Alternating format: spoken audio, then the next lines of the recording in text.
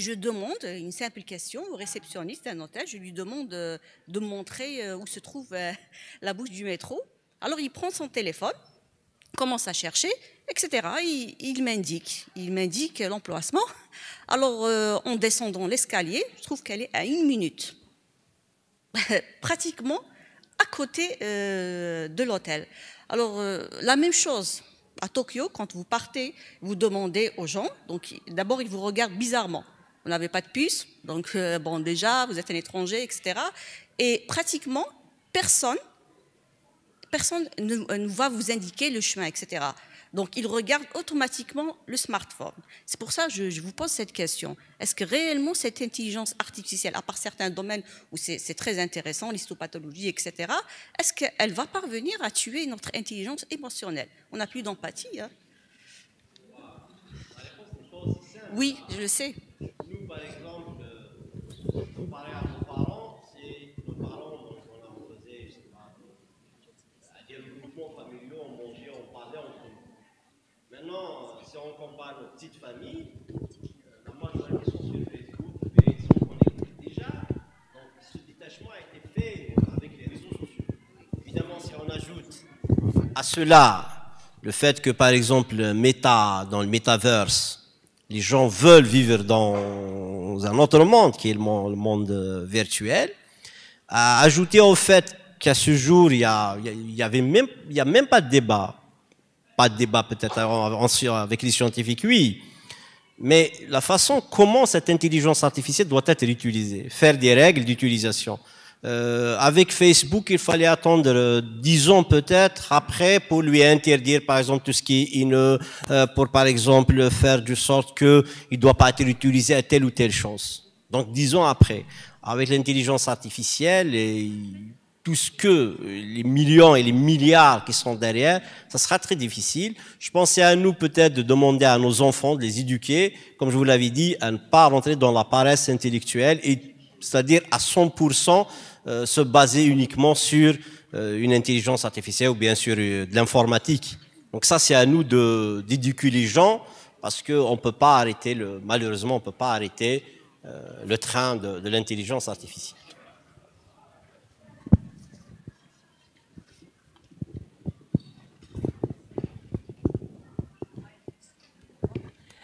Bonjour, je félicite Monsieur Touati ou le professeur Touati pour cette conférence sur l'intelligence artificielle. Moi seulement, je voulais enrichir justement par rapport à ce débat-là.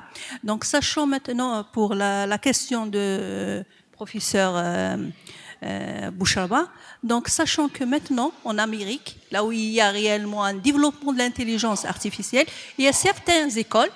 Par connaissance, il y a ma cousine qui est là-bas, son enfant. Donc, certaines écoles privées, eh ben, ils interdisent l'utilisation tout moyen d'intelligence artificielle parce qu'ils ont remarqué par des études statistiques, ils ont vu que les enfants commencent à être, non intelligents, bêtes. Ils ont régressé. Donc il y a plus il y a moins d'activités et sans cette intelligence artificielle, ils ont des difficultés à résoudre des problèmes faciles. Donc ils ont pris des décisions d'enlever tout, d'arrêter tout et de les faire revenir, aux premiers étapes là où ça a commencé. L'intelligence artificielle, donc sans intelligence, sans portable, sans PC, sans rien, travailler, résoudre toi-même tes exercices. Ils ont donné même des notes dans ce sens-là à leurs parents pour voir réellement quel est l'impact de cette intelligence quand on ne sait pas là où il faut l'utiliser, là où il faut mettre des limites. Justement. Je vous remercie.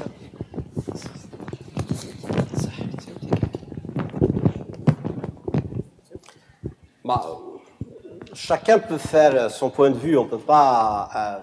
Soit on est pour, soit on est contre. Personnellement, je ne vois pas pourquoi interdire.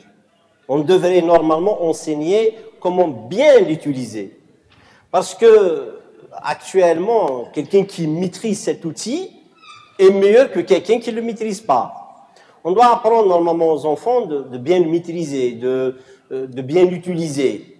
Parce que, comme je vous l'avais dit, on peut pas, nous sommes soit dans un monde hyper connecté, où à un moment donné, donc cet enfant-là qui n'a pas appris l'intelligence artificielle face à quelqu'un qui la maîtrise beaucoup, je pense qu'il serait, je ne sais pas, peut-être pas diminué, mais désavantagé. On doit enseigner comment l'utiliser, parce que, comme je vous l'avais dit, si vous prenez ChatGPT, si on compare ChatGPT juste en termes de connaissances, aucun humain au monde ne connaît ce que ChatGPT connaît comme connaissance. C'est-à-dire, il a ingurgité, dans sa base de données. Mais dans la créativité, c'est l'homme. Créer quelque chose, donc résoudre un problème, par exemple, qui n'existe pas, il n'y a que l'homme qui peut le faire. Également, ChatGPT ne pourra jamais, par exemple, savoir vos intentions. Quand quelqu'un qui vous dit bonjour, bonjour, bonjour, nous, on peut savoir, que soit il est de mauvaise humeur, mais ChatGPT, non. Nous, on peut, par exemple, dire, on ne répond pas à cette question. Quand une question, par exemple, d'ordre, je sais pas moi, n'est pas peut-être conventionnelle ou une question qui est hors sujet, vous dites, je ne vous réponds pas. ChatGPT va vous répondre. Va toujours vous répondre. Parce qu'il est fait pour ça. Et lui, il ne sait pas si c'est juste ou c'est faux. Lui, il vous fait juste du texte, il copie-colle du texte, c'est vraisemblable, la phrase semble bien. C'est pour cela, il y a des IA, par exemple, qui font mieux que l'homme. Même actuellement, un des dangers de ces intelligences artificielles, imiter des voix. Il y a des gens, des célébrités à qui, par exemple, on a modifié et c'est lui qui parle. Donc vous imaginez, je sais pas moi, Vladimir Poutine ou quelqu'un grand, et on va essayer de trafiquer sa voix. Il fait un discours alors que c'est pas lui. Dans les chansons, par exemple, un chanteur, on peut également, comme la dernière fois, donc Johnny Hallyday, lorsqu'il a sorti son album, on s'est posé la question, est-ce que réellement cette chanson a été enregistrée avant sa mort, ou bien ce n'est qu'une intelligence artificielle derrière pour faire du profit. D'accord? Donc l'homme a cette capacité-là qui sert de prendre une décision, de dire non, de dire oui, un petit peu d'analyser. Alors que les intelligences artificielles sont bêtes et disciplinées. Donc elles sont faites pour exécuter une tâche sans les autres intelligences. Nous, on utilise toutes nos intelligences pour donner une réponse. Bonjour, professeur Touati. Moi, ma question, c'est par rapport au monde universitaire. Quand on fait de la recherche, notamment donc pour les chercheurs, on choisit une thématique selon nos connaissances, une préférence, voilà. Donc, on va aller dans un chemin par rapport à un autre. Est-ce qu'on ne va pas assister, maintenant avec l'intelligence artificielle, je pose la question type à ChatGPT, par exemple au microbio, quelles sont les thématiques les plus prometteuses, par exemple. Il va me donner une liste et j'aurai tendance plutôt à aller choisir ce qu'il va me proposer que de réfléchir moi-même à me lancer dans une thématique par rapport à une autre. Et du coup, on va assister à une normalisation, entre guillemets, parce que la réponse qu'il va vous donner à vous, ça sera la même qu'il va donner à quelqu'un qui est en Australie, qui est en Chine, ainsi de suite. Et on va se retrouver tous à faire la même chose dans un domaine. Est-ce que ça ne serait pas dangereux d'écouter l'intelligence artificielle, de se baser sur l'intelligence artificielle dans la conception et les choix des thématiques de recherche qu'on essaiera de faire? Oui et non. Parce que tout simplement, ChatGPT va vous répondre de ce qu'il sait.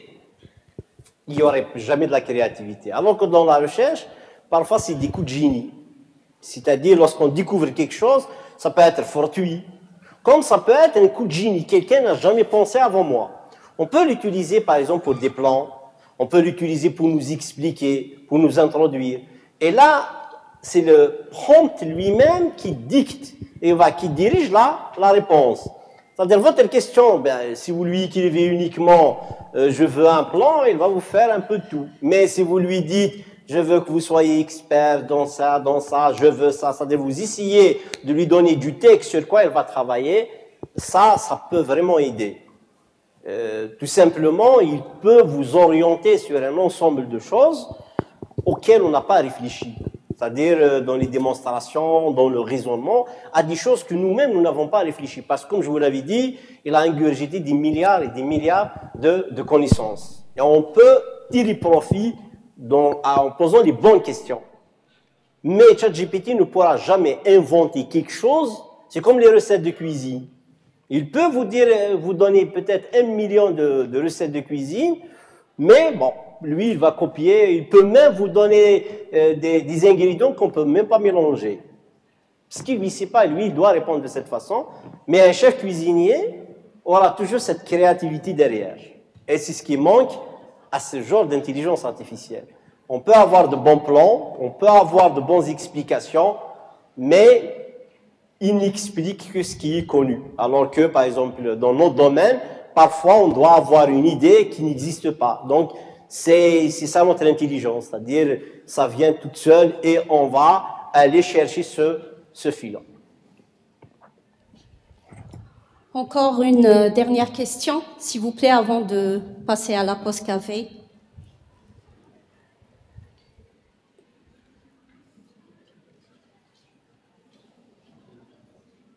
نعم, Monsieur Zaidi.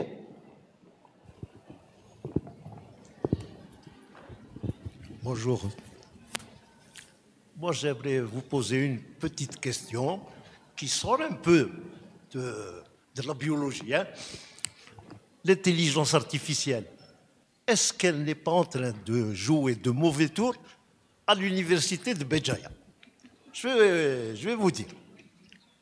J'ai appris que les étudiants étaient en grève parce qu'ils refusaient la reconnaissance faciale. Vous avez dit que la reconnaissance faciale est liée à l'intelligence artificielle. Oui. Donc, si j'ai bien compris, l'étudiant d'Elxer n'est pas reconnu étudiant au sens large du terme à Béjaïa. Ça joue de mauvais tours, il me semble. L'étudiant qui ne réside pas à Elxer ne peut pas manger au restaurant d'à côté. Et c'est l'intelligence artificielle qui fait qu'il n'est plus étudiant. En fait, si je peux répondre, l'intelligence artificielle, c'est l'homme qui l'a créée. Sa base de données, c'est toujours l'homme. Donc, l'intelligence artificielle, qu'est-ce qu'elle fait? Un visage, un nom. Puisqu'on les a introduits. Donc, on a introduit massivement les données de tous nos étudiants. Donc, lui, il vous dit, par exemple, votre visage, c'est M. Zaidi. Maintenant, lui, il vous dit M. Zaidi. Donc, il y a une étape après. C'est l'étape après, c'est très simple. Il faut une petite intervention humaine de dire, voilà, donc M. Zaidi fait partie de l'université de Béjaïa, c'est OK. C'est-à-dire, c'est la réponse d'après. L'intelligence artificielle ne fait que dire, vous êtes M. Zaidi. Maintenant, qu'est-ce qu'il y a après? Ça, c'est une petite intervention humaine. Donc, de dire allow, c'est-à-dire autorisé ou pas autorisé à rentrer. C'est tout. Donc, ça, c'est très simple à résoudre. Parce que dans l'IA, c'est toujours l'homme derrière. Si elle commet des erreurs par elle-même, c'est que l'algorithme n'est pas correct. Oui, il manque quelque chose à l'algorithme qu'il faudrait corriger. Voilà. Monsieur le doyen. A pas mal fait. Je ne sais pas comment ça se passe, mais l'IA, l'intelligence artificielle, c'est reconnaître des visages. Elle est utilisée, par exemple, dans tout ce qui est la gestion, par exemple, du trafic routier. Donc, il y a des caméras de surveillance partout. Donc, par exemple, lorsqu'on commet une infraction, on peut, par exemple, savoir la voiture, elle est où, qui la conduit où, parce qu'on a une reconnaissance de l'image, de la photo. Et puis, si vous voulez, Monsieur Zaidi, vous profitez tout à l'heure de la pause, comme ça pour encore débattre davantage ce point-là.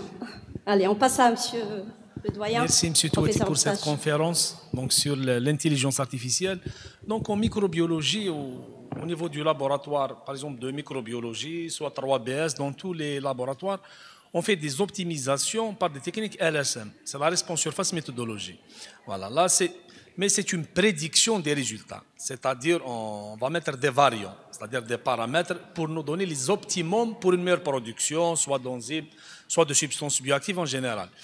Mais on doit toujours revenir au laboratoire et tester les résultats que nous aurons après.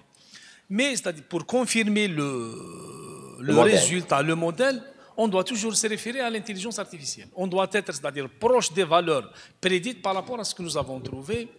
Est-ce que c'est toujours, c'est-à-dire, juste et réel par rapport à cette comparaison? En fait, l'IA, dès le départ, si nous, donc, c'est par exemple, on fait une intelligence artificielle en utilisant un réseau neuronal, c'est nous qui l'entraînons. Et chaque fois qu'on lui donne plus de data, chaque fois qu'on lui donne plus, on va dire, d'enseignement, chaque fois qu'elle va nous donner un résultat meilleur. Parce que c'est une question de probabilité. En fait, l'intelligence artificielle, c'est des maths, c'est des probabilités. Qu'est-ce qui va également changer? C'est les algorithmes à l'intérieur. Il y a des algorithmes pour apprendre d'elles-mêmes, pour s'autocorriger d'elles-mêmes. C'est-à-dire, on a ajouté ça, ce qui fait, dès le départ, quand vous lui donnez, par exemple, 1 million, par exemple, pour identifier une bactérie, si vous lui donnez 10 000 images, ou 1 million d'images, la spécificité et la sensibilité du modèle va augmenter. Donc, et le résultat qu'il va vous donner, c'est toujours le résultat vraisemblable, le plus probable. Est-ce que c'est vraiment ça ou non? Ça, il faut tester. Ce qui est bien avec elle, c'est qu'elle peut regrouper des milliards par exemple, on peut donner, si on prend le traitement du cancer, par exemple, imaginez qu'on lui donne 1 million de dossiers de patients, avec tous les traitements qu'elle a reçus et tout. Et même, donc, c'est les génomes. À l'intérieur, si on a fait de la génétique, il peut vous faire toute analyse, comparer. Et il va vous dire, cette molécule-là, par exemple, elle est meilleure, elle serait meilleure pour ce genre de patient. Alors que si vous prenez 1 million, un humain ne pourra jamais traiter 1 million de données. Lui, il va aller voir ce que peut-être nous ne pouvons pas voir. Et dans le traitement d'image, c'est la même chose, parce que lui, il peut voir des détails que peut-être le humain va échapper. Donc à la fin, il va vous faire un résultat, mais nous sommes responsables de ce résultat à la fin. Et merci. Encore une fois, merci professeur Touati. Donc sans trop tarder, je vous invite tous à une pause café. Donc merci d'avance de respecter le temps donc, de la pause qui est d'une dizaine de minutes. Bonne dégustation. Merci.